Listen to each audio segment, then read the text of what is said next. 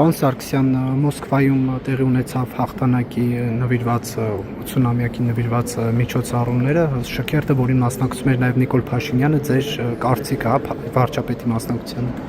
Ես ձեր այդ հարցազրույցում Արեգ ջան ասել եմ, որ գտնում եմ, որ վարչապետը չպետք է մասնակցի այն շքերթին, որը ֆաշիզմի դեմ հաղթանակին է ուղղված, այն երկրում, որը այսօր ֆաշիստական գործողությունները կազմակերպում Ուկրաինայում։ Այսինքն ես համարում եմ, որ Ռուսաստանը այդ շքերթին հյուրեր հրավիրելով ուզում է արդարացնել Ուկրաինայում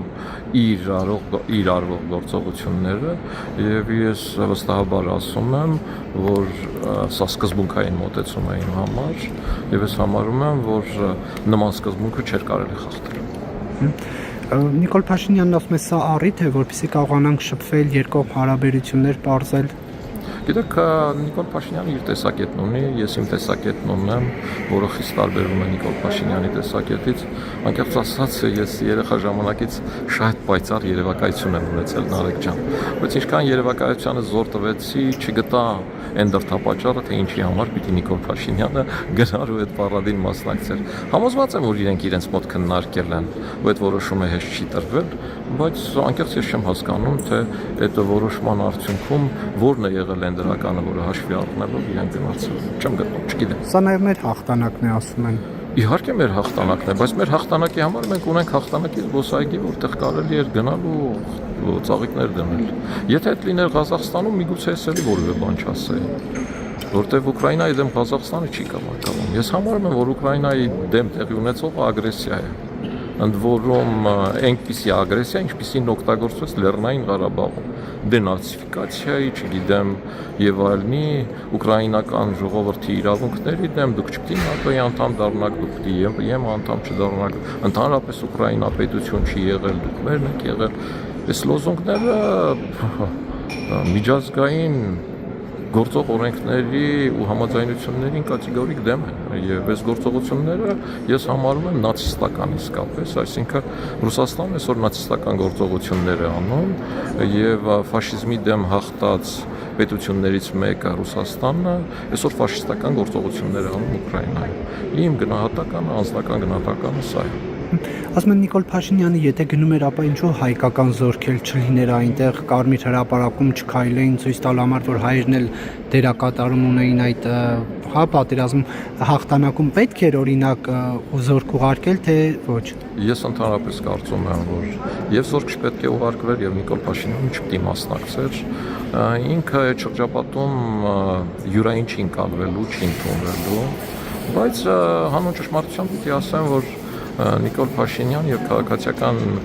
պայմանագիր կուսակցությունը մշտապես բալանսավորման քաղաքականության կողմնակիցներ են, իրենք կարող է համարեն, որ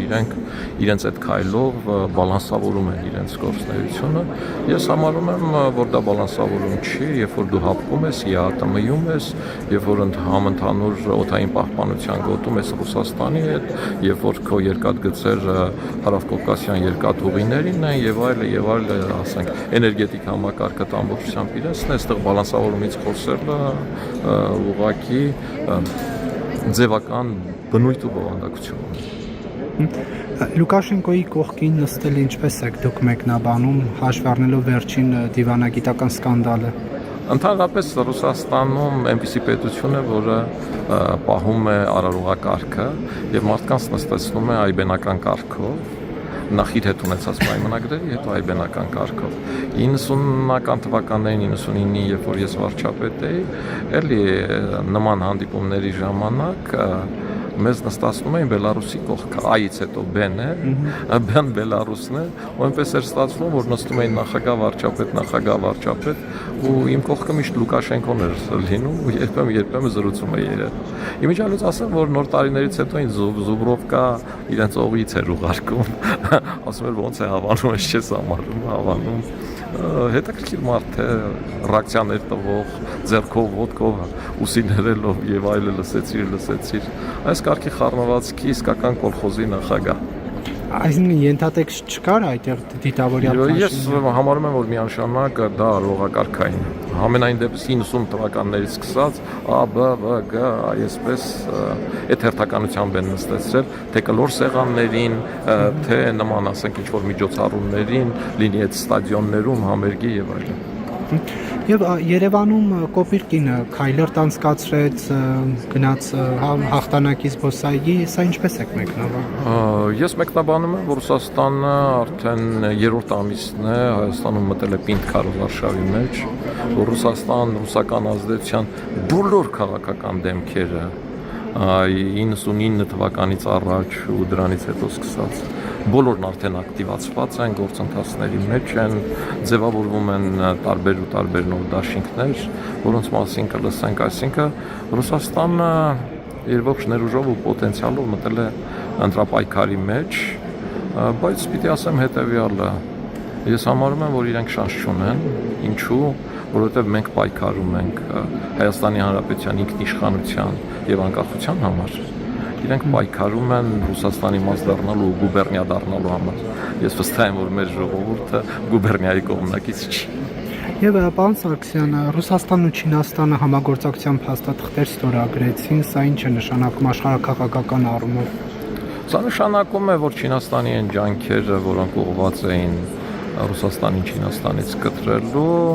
Չինաստանի նախագահը կարողացավ չեզոքացնել։ Սա նշանակում է, որ Չինաստանը իր ստաբիլ քաղաքականությամբ ու տարածաշրջանի ներկայությամբ այս փուլում կարողանում է նորանոր խնդիրներ առաջացնել Միացյալ Նահանգների եւ Եվրոպայի առաջ, թե Հնդկաստան, Պակիստան, այս լարվածությամբ, որը միանշանակ ԵՄ-ին ու Արևմուտքին ձեռնատու չի, իսկ իրենց ձեռնատու է Ռուսաստանին ու Չինաստանին։ Եվ այս կարգի բազմաթիվ բաներ, այսինքն ներքին խաղահարապարակում այս փուլում Չինաստանը խաղալու է Ռուսաստանի հետ, Միացյալ Նահանգների ու նրա կիրառած մաքսային турքերի դեմ, իսկ հետո, երբ որ այդ խնդիրը լուծի, դրանից հետո միանշանակ կանցնի Ռուսաստանին, որտեղ իրենք քարտեզներով Ռուսաստանի տարածքների մի հսկվա հատված արդեն չինական անուններով են ներկայացնում իրենց դպրոցներում։ Պարոն Սարգսյան, Նիկոլ Փաշինյանի պահվածքը խորհրդարանում ինչպես է գնահատում, արդյոք տարակուսելի չէ ժողովրդավար ներկայացող վարչապետի այդ օրինակ հայտարարությունները համբալ ձեզ կուղարկեմ ԱԱՑ-ի պատվալ, սա մտահոգիչ է թե ոչ։ Գիտեք, ընդհանուր առմամբ մարդկային խառնվածքների հարց է եւ մարդիկ նաեւ էմոցիաներ են ունենում, որը բնական է, բայց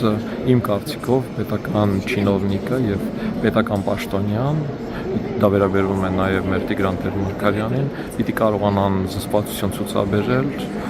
պիտի կարողանան պետական պաշտոնյային բնորոշ պահվածք ունենալ եւ նման պահվածք դրսեւորել ցանկացած այլ դրսևորման պարագայում։ Դա ուղիղ սպառնալիք էր, երբ որ Նիկոլ Փաշինյանն ասեց առաջինը դու կգնաս ԱԱՑ, բոլորի ԱԱՑ պատվալ կուղարկեմ, եթե մամուլի հրապարակումներին հետևեմ։ Ես չեմ կարող ասել, թե ինքը ում էր ուղղված դա ասում, կոնկրետ ումի նկատի ուներ, բայց երբ որ պետական պաշտոնյան նման բան է ասում ինչ-որ մարդու ուղղությամբ, այստեղ անմեղության որոշակի առումով տվյալ մարդու անմեղության կարգավարկը խախտվում։ Ես համարում եմ, որ պետական պաշտոնյաները այո մարդ լինելով, այո որոշ առումներում հավասարակշռությունից դուրս գալով միևնույն ժամանակ պիտի կարողանան զսպված լինել, պիտի կարողանան նման իրավիճակներից խուսափել, այդ իրավիճակները օգտակար չեն որևէ առումով, որտեղ պետական պաշտոնյան, որը Հայաստանի ու Ադրբեջանի հետ կապված թնջուկ է կառավարում, պիտի լինի հավասարակշռած, պիտի կարողանա իր էմոցիաները զսպել, պիտի կարողանա հնարավորինս ստապ եւ կողմնորոշված Երևան հանրության առաջ, ինչքան էլ իր առաջ բարդ խնդիր լինի, ինչքան էլ իր առաջ դրված խնդիրը մտածված ծրագրավորված փորձեն իրեն հավասարակշռություն ցանել։ Որ Նիկոլ Փաշինյանը իր խառնվածքով այդպեսին է, որ ինքը իր նման է, որ էս առաջի դեպքը չի, որ ինքը տարբերվում է Հայաստանի Հանրապետության մյուս նախկին իշխանություններից նման իրավիճակների առումով, այս փաստը կա, ու հանրությունը չգիտեմ այդ առումով կլինեն թևեր, որոնք դրական կընկալ են, կլինեն թևեր, որոնք բացական կընկալ են։ Ես մի քիչ հանդարտ եւ ավելի զուսպ կառավարման կամ մոտեցման կողմնակից եմ, երևի հին մարդ եմ, սովետական ազդեցությունը Եվ քանի որ միջոցառումը սկսում է, մեկ կարճ հարցել վերջ։ Ալեն Սիմոնյանը կարծում է, որ պետք է հրաժարական տա նոր-նորքի թաղապետը եւ ասում է Արամ Սարգսյանի կուսակցությունը եթե գնա այդ քայլին, ապա նրանք ավելի այսպես կամրակպնդեն իրենց Եվրոպա մեջ ժողովրդավար լինելը։ Իշխանության բարձր ներկայացուցչի այս հայտարարությունը որևէ կերպ դիտարկեք, թե ոչ, պարոն Սարգսյան։ Իրոք մենք իշխանության հետ Երևան քաղաքում կոալիցիայի մեջ ենք եւ մենք կոալիցիոն գործընկերների տեսակետը իհարկե քննարկման թեմա դարձնում ենք, որովհետեւ կամ պիտի հրաժարվես այդ կոալիցիայից կամ կոալիցիան ընկերություն։ Չէ, միայն հրաժարականի մասով։ Ինչպես։ Միայն հրաժարականի հարց դիտարկեք։ Ալեն Սիմոնյանը եւ իր կուսակցությունը ունի իր մոտեցումը, մեր կուսակցությունը իր մոտեցումը բարձրաձայնել է, մեր կուսակցությունը այդ հարցով քննարկումներ գնում են, եթե լրացիչ ասելու բան կունենանք կամ լրացիչ իրավիճակներ կլինեն, մենք դրանք կառաջանանք։ Մենք Ալեն Սիմոնյանի ասելուց հասկացանք, որ քաղաքացիական պայմանագիրը դատապարտում է նման գործելավոճը եւ գտնում է, որ Տիգրան Տեր-Մարգարյանը պիտի հրաժարական տա։ Մենք այդպես չենք գտնում, մենք հայտարարությունն արել ենք, որ Տիգրան Տեր-Մարգարյանի արածը պիտի համապատասխան մարմիններ դատական եւ այլ process-ներով նախապատվեն, որ Տիգրան Տեր-Մարգարյանի արածներ դրդապատճառը ինչը տեղի ունեցավ։ Երկրորդ մենք որոշակի գնահատական տվել ենք, բայց նորից եմ ասում, մեր մոտ այդ առումով դեռ քննարկումներ գնում են, դեռ զարգացումներ գնում են, եթե այս պահին որևէ նորություն չկա, եթե որևէ նորություն լինի, կախված քաղաքական իրավիճակներից, կախված կոնկրետ անհատի մոտեցումից Տիգրան Տեր-Մարգարյանի, կախված մենք թիմում ունենք այլ թաղապետեր, քաղաքապետի տեխնացու եւ այլն թիմ է, որը ամեն երեքշաբթի եւ ուրբաթ քաղաքորդի նիստ է անում եւ այդ քաղաքորդի նիստում անհնարին է որ այդ հարցը չքննարկվի, դեռ չի քննարկվել, եթե քննարկվի նոր բան կլինի կասենք